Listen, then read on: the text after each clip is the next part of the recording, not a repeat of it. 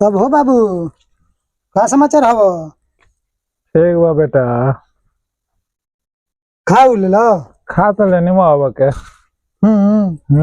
तब बाबू एगो दिमाग में हमारा इतना बढ़िया आइडिया आइल हवन कि का कहल जाबो, दी के 2 महीना में करोड़पति बनत के देरी उरी ना लगतो वो। कौन ऐसा काम बा? ऐसा तो करो सड़क सड़क पैसे के तो एक खेले बा न, ऐसा करो पैसे बेसी ना बाबू, एक से 1.5 लाख लगतो वो, एक से बेसी लगबे ना करतो।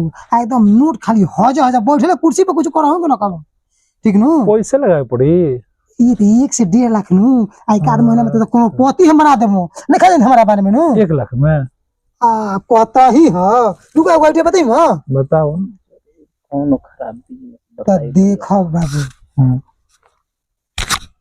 बेसी ना 10 गो खाई रसियन लेके अब, ठीक नु? आ कुछ करे के ना खाबो, खाली बैठ के दोरिया पो चुपचाप खाली टिकट कटी हो 300 रुपए, खाली 300 रुपए मांगी है, ठीक नु? 300 रुपए टिप चलता हुआ खाली ये करा, कुछ करे ही करे बाबू। अब पैसा तो करोड़पति, ठीक नु? हम जाए थे, ठीक नु? सोच ये सब काम कर जाए बाबू जा, ये कहला बुढ़ारी में तू ही काम करबो का?